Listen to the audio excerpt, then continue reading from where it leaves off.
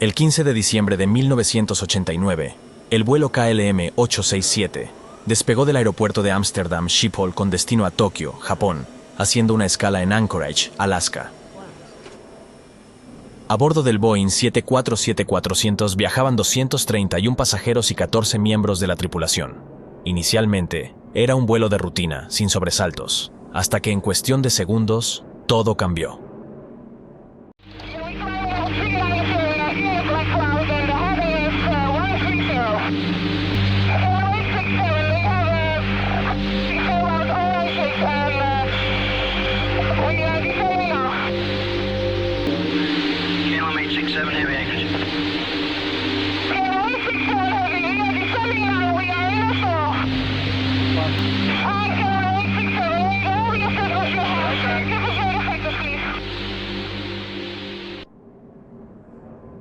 A miles de metros de altitud, sobrevolando el frío y remoto territorio de Alaska, el avión se encontró con un peligro invisible, una densa nube de ceniza volcánica procedente del monte Redoubte, que había entrado en erupción un día antes.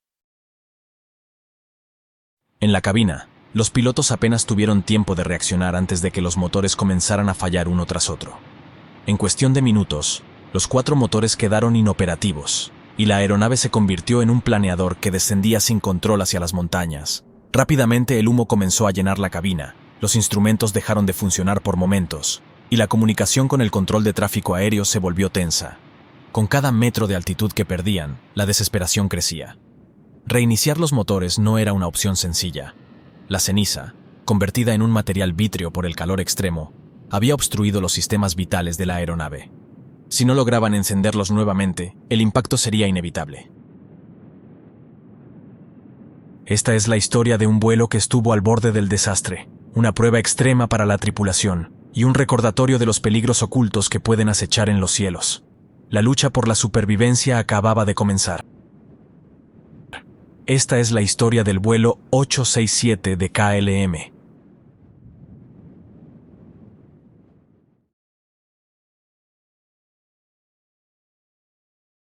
El Boeing 747-400 de KLM despegó puntualmente de Ámsterdam a las 8:30 de la mañana. A bordo, los pasajeros se acomodaban para lo que sería un vuelo largo, pero tranquilo. En la cabina de mando, el capitán Karl van der Elst, un piloto experimentado con más de 13.000 horas de vuelo, de las cuales 100 fueron a bordo de este modelo de aeronave, supervisaba cada detalle del despegue junto a sus primeros oficiales, Ime Vischer y Walter Verboom. A medida que la aeronave ascendía sobre Europa, la tripulación repasaba la información meteorológica. Sabían que el monte Redoubte, en Alaska, había entrado en erupción el día anterior, pero no tenían detalles exactos sobre la ubicación de la nube de ceniza. Aún así, todo parecía transcurrir con normalidad. Durante las primeras horas del vuelo, el servicio a bordo transcurrió sin incidentes. Los pasajeros disfrutaban de sus comidas, algunos dormían, y otros se entretenían con revistas y conversaciones. Nadie sospechaba que en cuestión de horas, el destino del avión estaría en peligro. A miles de kilómetros de distancia, en Alaska, el monte Redoubte continuaba liberando cenizas en la atmósfera. El peligro acechaba, pero la tripulación aún no tenía idea de lo que les esperaba. Después de casi 11 horas de vuelo, la tripulación comenzó el descenso hacia Anchorage. El vuelo había sido tranquilo, sin turbulencias ni contratiempos. Pero al acercarse a su destino, las cosas empezaron a cambiar. Frente a ellos, una nube densa y oscura apareció en el horizonte. A simple vista, parecía una formación nubosa más, pero tenía un matiz marrón opaco, algo inusual. Desde la cabina, el capitán van der Elst contactó con el control de tráfico aéreo en Anchorage para preguntar si tenían información sobre la presencia de cenizas volcánicas en la zona. La respuesta no fue clara. No había datos precisos sobre la ubicación exacta del material volcánico en la atmósfera. Sin saberlo, el vuelo KLM-867 estaba a punto de entrar en una trampa mortal. A medida que el avión descendía a través de la nube, un fuerte olor a azufre comenzó a filtrarse en el interior de la cabina.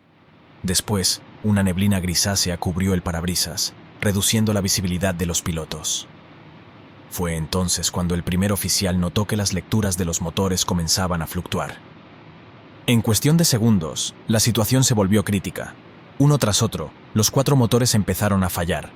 Las luces de advertencia se encendieron en el panel de instrumentos, y un inquietante silencio se apoderó de la cabina. Los motores se habían apagado por completo. El Boeing 747-400, una de las aeronaves más avanzadas de la época, acababa de convertirse en un enorme planeador. Sin propulsión y perdiendo altitud rápidamente, la tripulación sabía que tenían solo unos minutos para reaccionar antes de que el avión se estrellara contra las montañas de Alaska.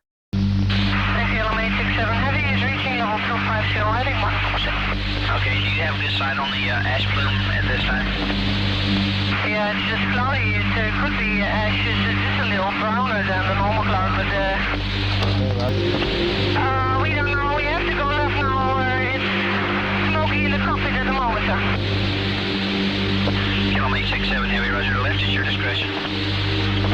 Yeah, we fly level 390 in the black cloud, and the heading is 130.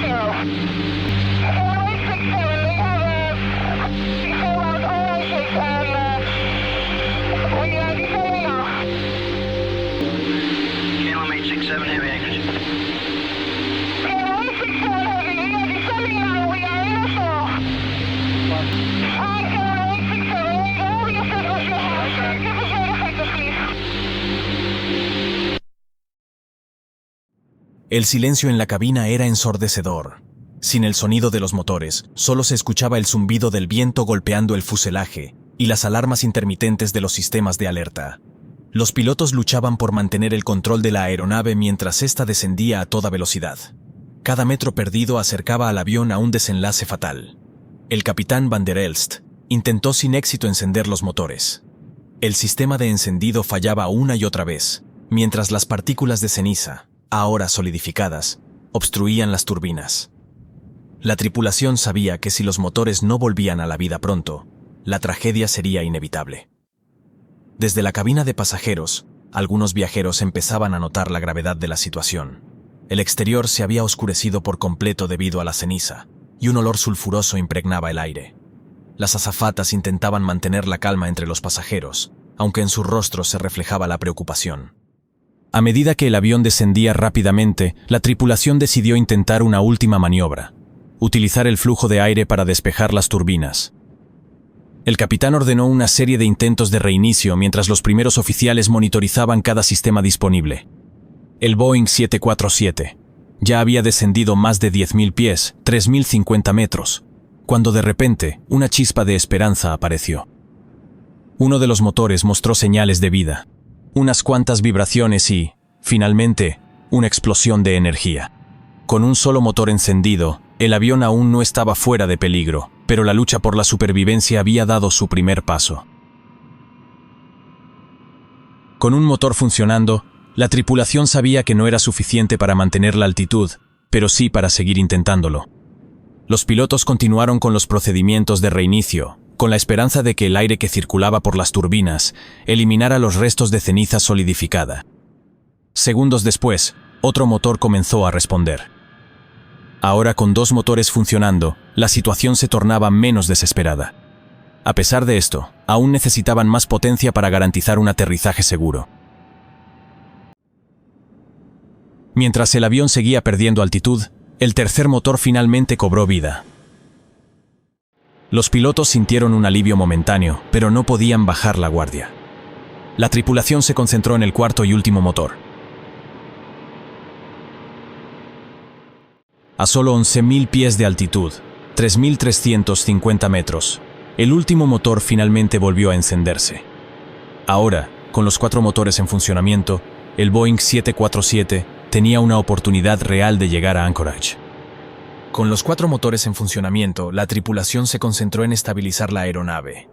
Aunque la amenaza inmediata parecía haber pasado, el peligro aún no había terminado. El parabrisas estaba dañado por la ceniza volcánica y la visibilidad era mínima. Guiados por el control de tráfico aéreo, los pilotos iniciaron el descenso final hacia Anchorage. Con los 4 motores en funcionamiento, la tripulación había recuperado el control parcial de la aeronave, pero aún enfrentaban un desafío crítico. La visibilidad era prácticamente nula. La ceniza volcánica había dejado el parabrisas opaco, como si hubiera sido lijado con arena gruesa. Los pilotos no podían ver la pista, ni siquiera el horizonte. Guiados únicamente por los instrumentos y las indicaciones del control de tráfico aéreo, comenzaron el procedimiento de aproximación.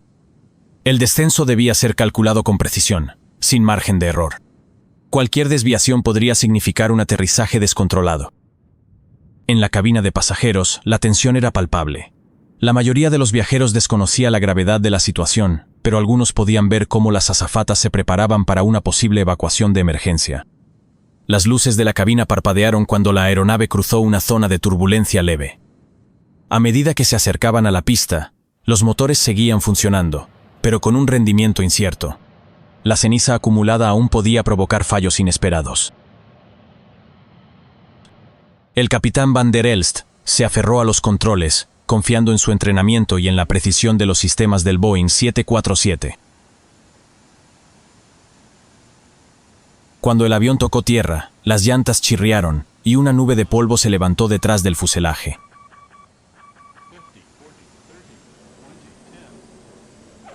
La tripulación accionó los frenos con firmeza, reduciendo la velocidad poco a poco hasta detenerse por completo en la pista. Habían logrado lo imposible, aterrizar un avión prácticamente a ciegas, con los motores comprometidos y un riesgo inminente de fallo total. El silencio en la cabina se rompió con un estallido de aplausos. Pasajeros y tripulación acababan de sobrevivir a uno de los incidentes más peligrosos en la historia de la aviación moderna. Aunque el avión había sufrido daños significativos, no hubo víctimas. La pericia de los pilotos y la resistencia del Boeing 747 habían evitado una tragedia. La ceniza causó daños superiores a los $80 millones al avión, lo que obligó a reemplazar los 4 motores, aunque afortunadamente no hubo víctimas. El vuelo KLM-867 pasó a la historia como un caso emblemático del peligro que representan las cenizas volcánicas para la aviación. Las investigaciones posteriores llevaron a mejoras en los procedimientos de detección y prevención, garantizando que ningún otro vuelo tuviera que enfrentarse a una amenaza semejante sin advertencia previa. Tras el aterrizaje del vuelo KLM-867, una investigación exhaustiva fue llevada a cabo por expertos en aviación y geología. Se determinó que la ceniza volcánica del Monte Redoubt había penetrado en los motores y, debido a las altas temperaturas, se había fundido en el interior de las turbinas, formando un material vítreo que bloqueó el flujo de aire y apagó los motores. Este incidente sirvió como un punto de inflexión en la seguridad aérea con respecto a la ceniza volcánica. Como resultado, la Organización de Aviación Civil Internacional, OACI, y otras agencias de aviación implementaron una serie de medidas preventivas. Centros de información sobre cenizas volcánicas. Se establecieron centros de aviso de cenizas volcánicas VAAC en todo el mundo para monitorizar y proporcionar información en tiempo real sobre la actividad volcánica y su impacto en las rutas aéreas. Procedimientos de emergencia actualizados. Se revisaron y mejoraron los protocolos de respuesta de los pilotos en caso de encuentro con cenizas volcánicas, incluyendo la reducción del empuje de los motores para minimizar la ingestión de partículas. Mejoras en la detección. Se desarrollaron tecnologías avanzadas para detectar nubes de ceniza desde los satélites y mejorar la precisión de los informes meteorológicos para la aviación. Simulaciones y entrenamientos. Las aerolíneas incorporaron escenarios de vuelo a través de nubes de ceniza en sus simuladores de entrenamiento para pilotos, asegurando que las tripulaciones estuvieran mejor preparadas para enfrentar este tipo de situaciones. El vuelo KLM-867 se convirtió en un caso de estudio crucial en la aviación, subrayando la importancia de la prevención y la rápida toma de decisiones en situaciones de emergencia. Gracias a estos cambios, hoy en día las aerolíneas tienen herramientas más eficaces para evitar este tipo de incidentes y proteger la seguridad de los pasajeros y la tripulación.